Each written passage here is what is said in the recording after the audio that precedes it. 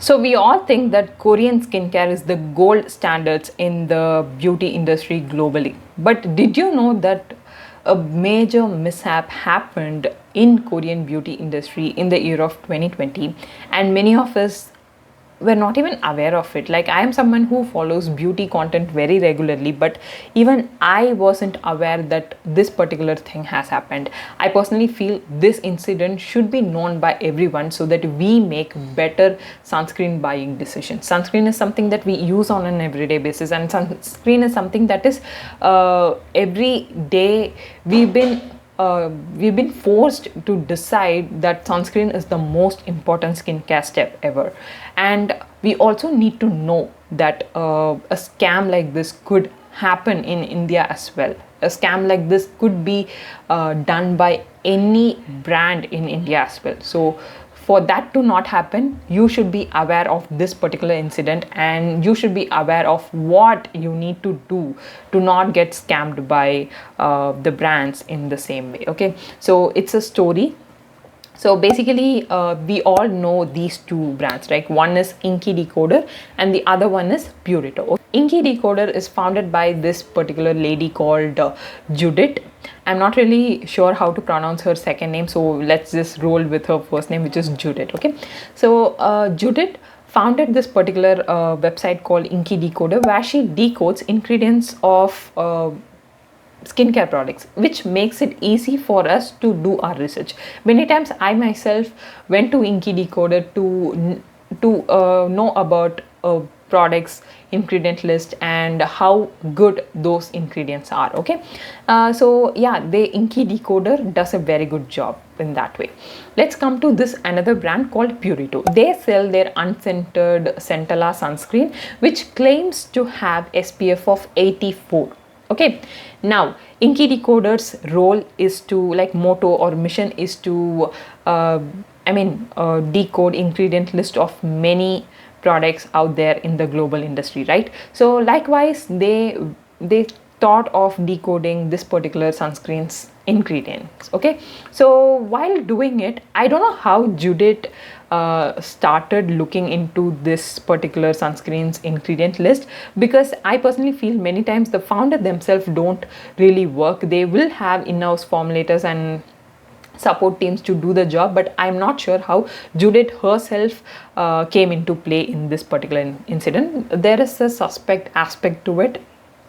Stay tuned. Okay, so Judith looked into the ingredient list of Purito sunscreen. She came to know that this particular sunscreen has got new gen filters.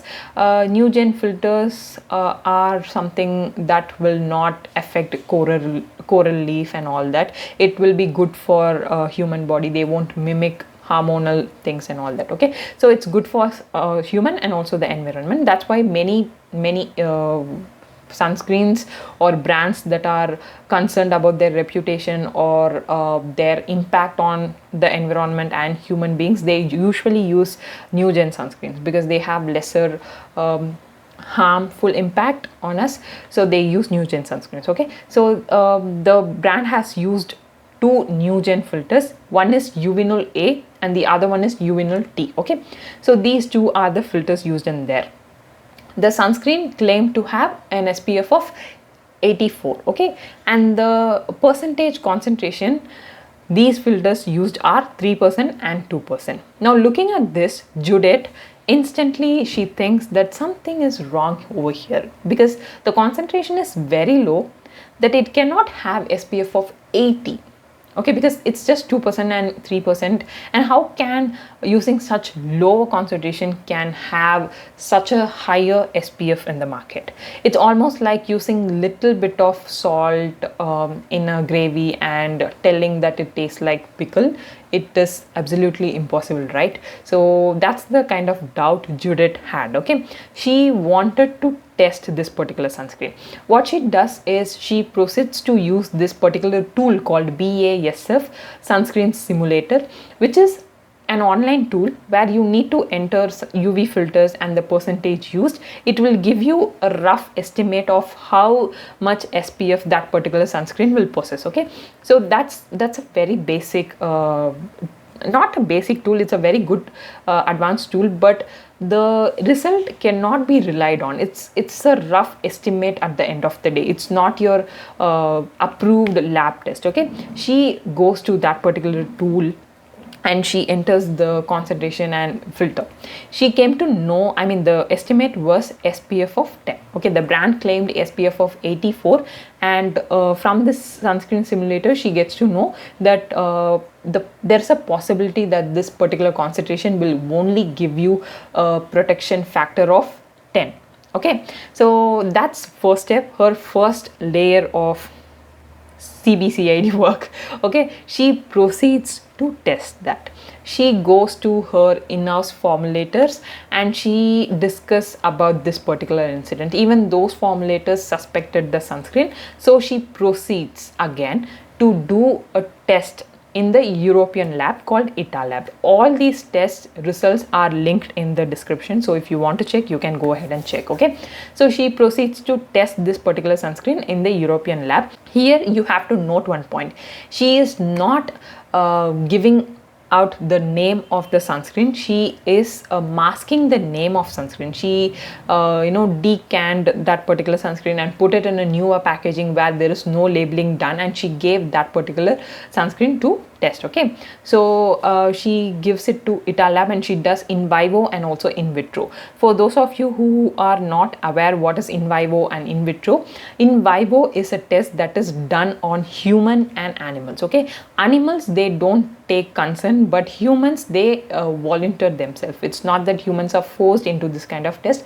they volunteer. Okay, so these labs, what they do, they test the sunscreen or any other skincare product on these human volunteers and test the product. Okay, so basically for sunscreen test, what they do, they apply sunscreen. They have that particular thing, no, like 2 milligrams per square centimeter. Okay, so they apply this amount of sunscreen on the back of the human volunteer and they expose those human volunteers to UV rays or lights that almost have the capacity, like the strength of noon time sun. Okay, so they expose these human volunteers with sunscreen applied and not applied to this particular light, and they kind of compare how much burning happened on the areas or on the people who haven't applied sunscreen. They compare this particular result with the result of how much less of a burn happened when this particular sunscreen is applied. Okay, that's how they compare and they give our SPF rating and everything. Okay, I personally feel this particular way of testing is bit cruel. I really wish they come up with something new. And in terms of in vitro testing, they do the test using some equipments. We have this kind of titration and things, right, based on indicators, pH, or based on how the that particular reaction proceeds to happen, whether it heats up, whether it changes color, or whether it gives any precipitation. Likewise, okay, in vitro studies are based on these type of things. Okay, so they may test it on equipments or they may have some test tubes, I mean those kind of things. Okay, and they can also use skin modules. Like these skins are lab grown skin. Okay, so they cultivate, like they make skin in lab and they use that particular skin to test these kind of sense. Unless and until a living organism is involved, it is called in vitro. Okay, if a living organism is involved in the test, it is called in vivo. Okay, so I wanted to give a context over there, and let's come back to this particular thing. So she gives the sunscreen to this particular European lab called ITA lab, and she asks them to do both in vivo and in vitro test. Okay, and the result comes in vitro. They found that the SPF, the Purito sunscreen, had only SPF of 15, and in vivo it showed SPF of 19. Okay, now we can understand that there is something fishy about the sunscreen. The SPF is not up to what the brand claims. Okay, she then proceeds to double check. Inky Decoder founder Judith proceeds to double check the sunscreen. She checks it in a German lab. Okay, European labs, as much as I know, European labs and standards are the most stringent regulations in the entire world. I come from a manufacturing background. Like I worked as a quality control in a food industry for the first 2 years of my career. Now that I turned writer, but earlier I used to work as a quality control. We used to fear looking at European regulations. That's how stringent it is. Okay, so I personally believe the kind of result that those European labs provided. Okay, but still she wanted to double check. She goes to a German lab and she tests the sample there as well, and the result was SPF of 19. Now let's stop that story right there and look into something. Okay, why Judith does that, I've already asked you, right? I already told you this. Okay, she decanned Purito sunscreen and she put it in a new bottle where there is no labeling done, and she gave it to a lab to test it. Okay, so why Judith has to do that? Judith herself owns this particular skincare brand called Geek and Gorgeous. Okay, she does her formulations and she sells it to people. Okay, what if, like, here I got a doubt, like what if she did not give Purito sunscreen to these labs? What if she have given some other sunscreens just to put her brand up and to put Purito down? What if those things happen? So that's, I mean, it may happen, it may not happen as well, right? Because skincare industry, again, even though these brands have motto, vision, mission and everything, end of the day, business is all about money. Business is all about catching the market. Business is all about being relevant to the people. Business is all about being the brand that people will remember when they think of a product category, right? So why we have to believe Judith? Why we have to I mean, there comes a doubt, right, at this point. Even I had the same doubt when I was going through this particular story, until this particular body came into play. Okay, there is an institute in South Korea called Korea Institute of Dermalogica Science. Okay, it is a research organization in South Korea, as I already mentioned. They conducted the test. Now this particular institute has got equipments and faculties and infrastructure that is equal to any other European or any other international lab would have. Okay, so they have that level of equipments with them. Okay, so they tested the sunscreen. I mean, I can't say Judith lied here or Judith did some malpractice here, because this particular institute, when they tested the sunscreen, they found out that the sunscreen has got SPF of 28 only. Okay, the brand has claimed that it has got an SPF of 84, but here, where an independent and unbiased institute does the test, and the result was just SPF of 28.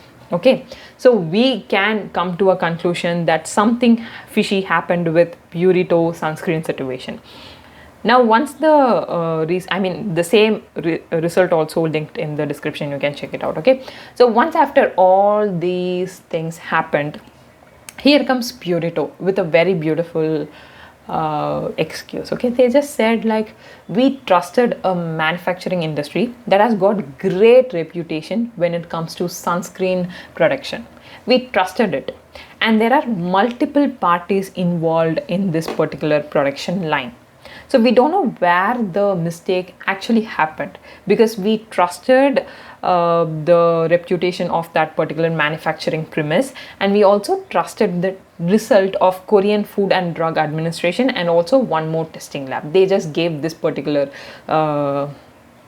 they just gave this particular release, and they proceeded to refund people who bought the sunscreen 6 months prior. Like, the issue happened on December 2020.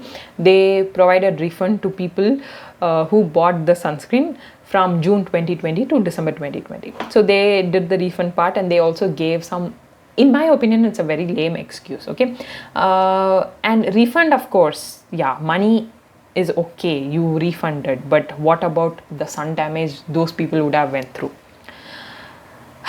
And they also said that we will test the product again and then we will do something about it. Now, the reason why I wanted to speak about this is that we all think that Korean skincare is such thing and all that, but in my opinion, it's any other skincare industry like Indian skincare industry is, and there's a huge mishap that happened. To me, if you ask me, the same could happen in the Indian industry as well, right? So the reason I wanted to speak about this particular sunscreen scam is that sunscreen is one of the fast moving skincare products right now in the entire world, if you ask me. Like, sunscreen is something that every girl almost uses every single day, right? Maybe quite some of us may not use it, but I personally have come across people who use sunscreen on an everyday basis.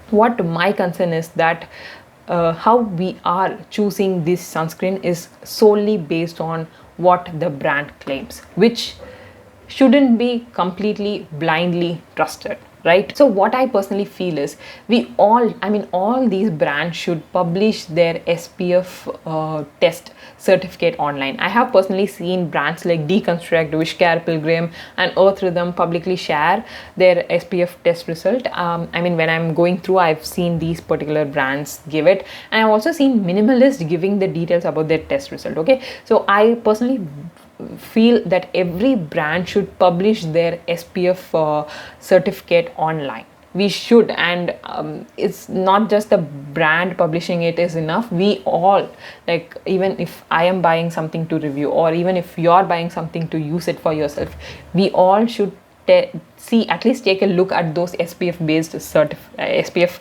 test certificates, and then only make the purchase. The thing is, I personally feel brands mention the UV filters used on their packaging, but they don't mention the percentage. It's the percentage that actually triggered this particular incident, right? It was the starting point where Judith actually started suspecting this particular sunscreen. So percentage UV filters should definitely be mentioned on any sunscreen. And one more thing is that there should be something like BASF that is easily usable, because I tried logging into this BASF Sunscreen Simulator, and I just ended up seeing a code kind of a thing. I was not even able to log in. So I personally feel these kind of tools should be made easy for us to use, and it should be as precise as possible, but if that's not possible also, it's fine, but it should at least give a rough estimate. Even that's fine, but it should be easy for us to use. And one more thing is that whenever a content creator is reviewing, this includes me, okay, whenever a content creator is reviewing, they should ask the brand about the certification. Okay, I personally have decided that I will only speak about sunscreen that has got this SPF certificate published online. Okay, I have taken that particular decision. If at all there is no SPF certificate that's been published, I will mention that in the video in itself. Okay, and one more thing, I personally feel India needs to get stricter. I'm happy that this particular incident did not happen in India, but I personally feel this should not happen in any country. Okay, I feel regulation should be more strict, and there should be some labs which is accredited by government, and they should conduct tests in an unbiased and independent way, because as I already mentioned, I come from manufacturing industry and I know what all goes behind these accreditation and these things and all that. So I personally feel they should be very stringent, because end of the day, it's consumers, us, we use product for our own good, we spend money and we get the product, but sometimes we are getting scammed. Like, it's not that someone scamming you online. These kind of things are also scam. These also should be taken seriously, right? So I personally feel government, because in Indian beauty industry is such a growing industry, and there are so many brands coming up, there are so many things that are developing. Now Minimalist is one of those huge brands that is raved internationally. Like Tribe Concepts is raved internationally. Like Indian beauty industry is growing. So when industry is growing, we also need to make the regulations stricter so that no malpractices happens, right? Indian government should take more, they should focus on this, and they should make labs with state-of-art facilities to do some great testing and to publish results that are precise. Okay, so yeah, with that we have come to the end of this video. I have to end this video just by saying this one thing: let's not trust the label by the brand, let's trust the test results. I personally feel all these test results or percentage should be open for us consumers to view, right? Sorry, okay, should be open to us. So yeah, with that being said, I really hope that you all found this video useful or informative in any way, shape or form. I really wanted to speak about this as an awareness type of thing. There is, as I already mentioned, no hate or no demeaning to any of the brands or labs or any websites or platforms that I mentioned in this video. It's completely done for the sake of awareness. With that being said, I'll end this video. Let me know in the comments what do you feel about this particular situation, this particular concern, or this particular thing that has happened. Okay, I'll meet you all in my next video. Till then, take care. Bye.